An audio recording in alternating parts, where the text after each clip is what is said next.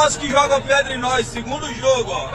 Pedra não, foi bomba. As cenas dentro do ônibus do Fortaleza após o jogo contra o Sport, no último dia 22 de fevereiro, na verdade, na madrugada de 23, dão a exata dimensão da barbárie. Um atentado contra um time de futebol, uma selvageria e que por muito pouco não se transformou numa tragédia. No dia seguinte, após os atendimentos, o médico do clube, o Dr. Cláudio Maurício, dimensionou os acontecimentos. Segundo ele, presta atenção, só não morreu gente por causa da mão de Deus. Foram 6 vítimas, sendo o caso mais grave do lateral Escobar, 13 pontos no rosto, entre a boca e a sobrancelha. E como teve trauma crânioencefálico, teve que ir à UTI. Situação trágica, absurda. Atletas que tiveram lesões contusas, perfurantes, queimaduras e até deformidades definitivas. Um caso gravíssimo no futebol pentacampeão do mundo. São os vândalos, assassinos entrando em campo. Não se trata de torcedor ou de torcida organizada. Aqui são vândalos, repito, assassinos que têm que ser banidos do convívio esportivo. Todas as autoridades do futebol, da política e sobretudo as da polícia, além do Ministério Público, deveriam ouvir com atenção o desabafo do jogador Thiago Galhardo. Um desabafo sincero, corajoso, sobretudo indignado. Um desabafo de quem viu de perto a quase tragédia. Boa noite. É muito triste, porém extremamente necessário vir aqui e ter que falar de uma coisa inadmissível que já estamos vivendo há tempos e que já deveria ter sido resolvida. O pior é que ninguém toma uma atitude efetiva. Quando digo ninguém, me refiro primeiro à CBF, segundo a nós, classe de atletas, e terceiro, por fim, o clube.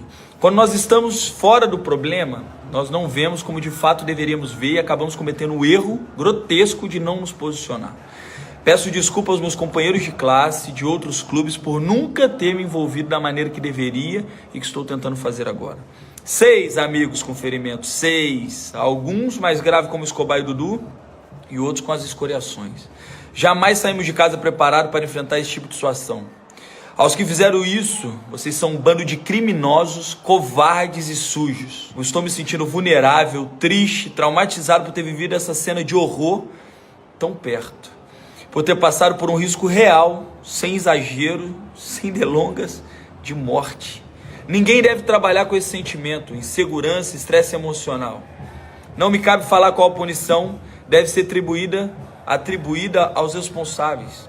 Mas espero que seja algo realmente muito, mas muito sério e que sirva de exemplo e evite essa tragédia por mais e mais vezes que já está mais do que anunciada. Estamos falando de terrorismo, tentativa de homicídio, formação de quadrilha. E isso tem que ser tratado como tal pelas autoridades e por todas as demais esferas. No mais, eu quero agradecer a todos que nos enviaram mensagem de apoio para o clube, jogadores, torcedores. E que Deus abençoe cada um de vocês e que o bem vença o mal sempre. Diante de tamanho vandalismo, Galhardo tem que se sentir mesmo vulnerável. E até aqui muito pouco foi feito. Ninguém foi detido, preso ou oficialmente acusado de participar desse ataque desmedido. E olha que a polícia estima que aproximadamente 80 pessoas dele participaram. Muitos podem ser identificados através de imagens e até agora só um se entregou à polícia, mas não teve nome divulgado e foi liberado, não foi preso, porque não houve flagrante.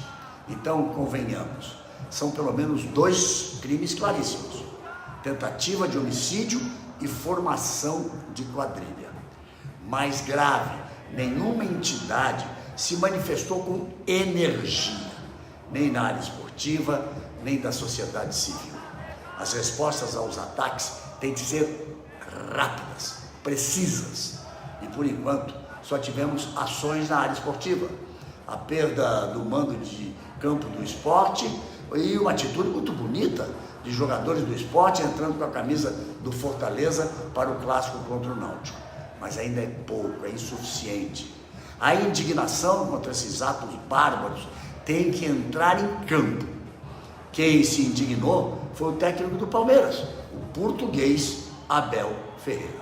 Em primeiro lugar, gostava de manifestar a minha solidariedade para com o Fortaleza, os seus jogadores, o seu treinador, todo o staff. Eu quando vi as imagens fiquei realmente assustado. Eu acho que estes episódios mancham e de que maneira as coisas boas que o futebol brasileiro tem. E a única coisa que eu peço, se é que eu posso pedir alguma coisa, é que as entidades responsáveis por fazer cumprir, que sejam exemplares, porque sinceramente eu acho que o futebol brasileiro merece, porque tem coisas, como disse, coisas absolutamente extraordinárias, merece que as entidades comecem a tomar medidas exemplares. Mais pessoas como ele têm que reagir. Estes atos de vandalismo não podem voltar a acontecer. Não podemos permitir que esses criminosos fiquem impunes. E que jogadores voltem para casa, como voltou Dudu, companheiro do Thiago Galhardo. Olha o diálogo dele com a filha, como foi comovente. É a pergunta da minha filha, perguntando o que aconteceu, se eu machuquei no trabalho. Você machucou no trabalho? Ela fala que está cuidando do papai. Ela e minha esposa cuidam muito bem de mim. Está sendo bem difícil, mas é um momento que, se Deus quiser, a gente vai superar. Então, CBF, Federação Pernambucana, STJD, Sindicato dos Jogadores, Polícias Civis e Militares, Ministério Público e também sim, o Ministério do Esporte, que até agora não se manifestou. O recado para todos vocês é um só. Esses criminosos não podem ser chamados de torcedores. Precisam ser punidos com rigor, com todas as forças da lei.